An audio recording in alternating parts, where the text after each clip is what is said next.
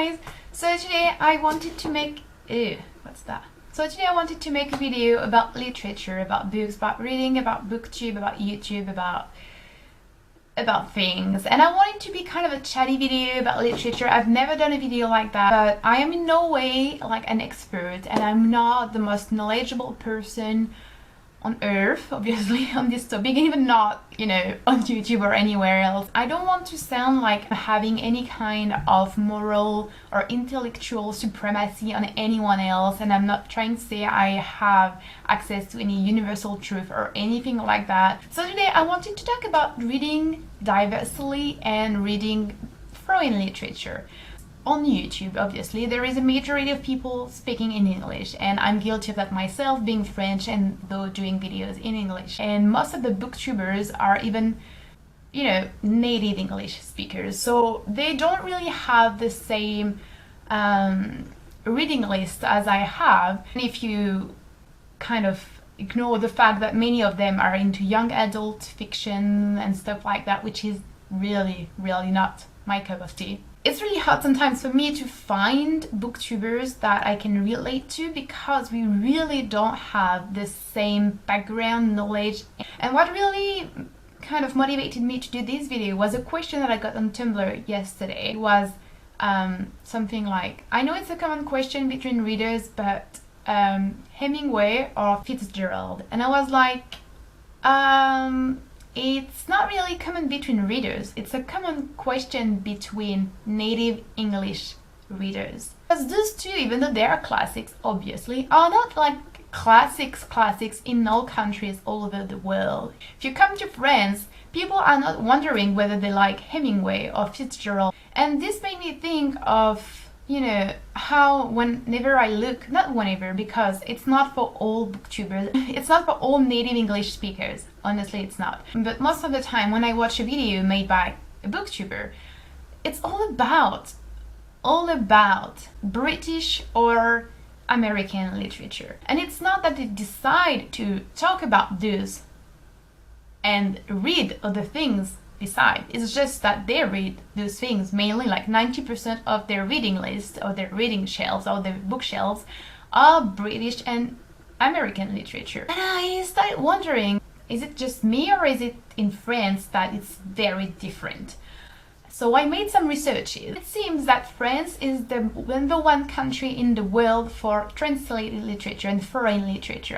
And it's been this way for a very long time. I think it's also partly a consequence of the fact that France for a very long time was, how to say that? Not the center of the artistic and literary world, but kind of. So I guess maybe the fact that we had so many authors and artists from all over the world coming to France made us feel less isolated and more eager to discover and read what they were producing. Surprisingly, I tried to search for data, but there were not as many sources online as I expected it to be, which is strange. There was not even a page or a website that would compare worldwide, which countries were the most open to foreign literature. But apparently, on several websites, France appeared to be the one. In France, one book out of 6 is actually a translation. When we're talking about novels, 1 novel out of 3 is actually translated.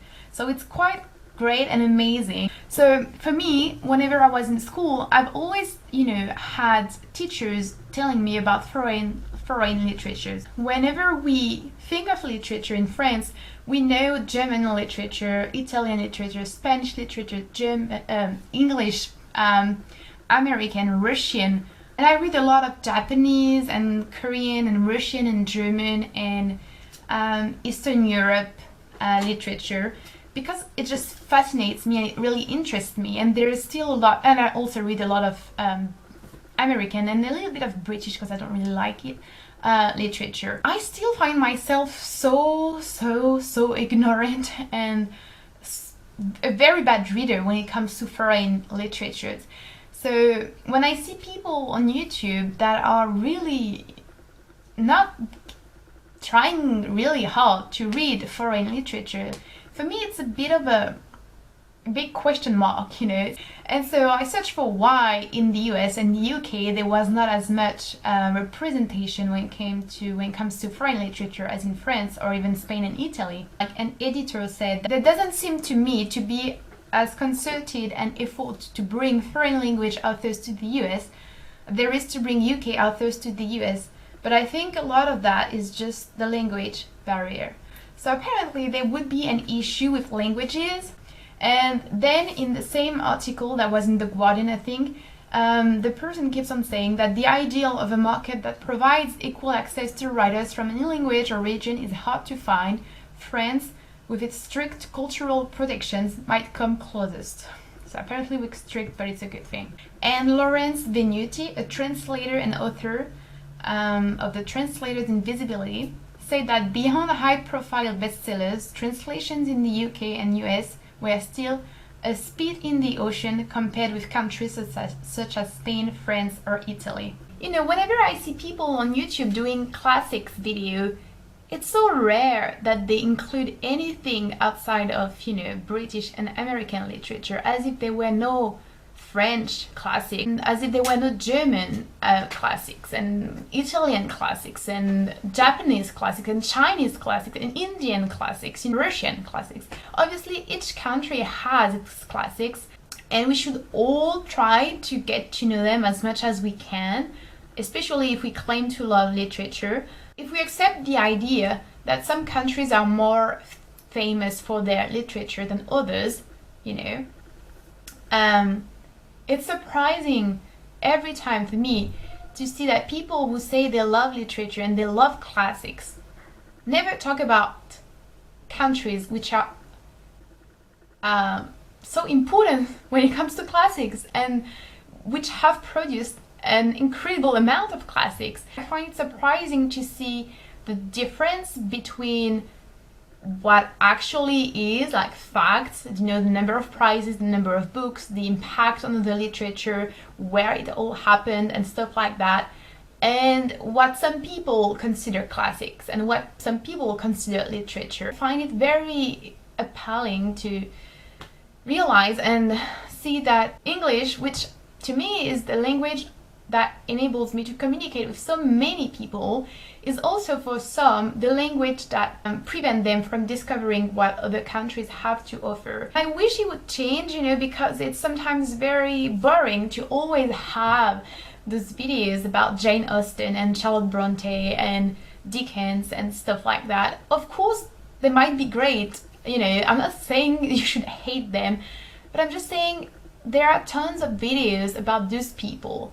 So even if you say, oh, I like classics, that's great, I love classics, but try to read diversely even while reading classics. You know, some people are attacking classics, and I mean, it's understandable. I get it. I get it. I know that some of them are problematic and stuff, and canons and blah blah blah. It's another discussion. But there's already so much to explore in classics and literary canons. So why would you want to just always read the same books, the same authors?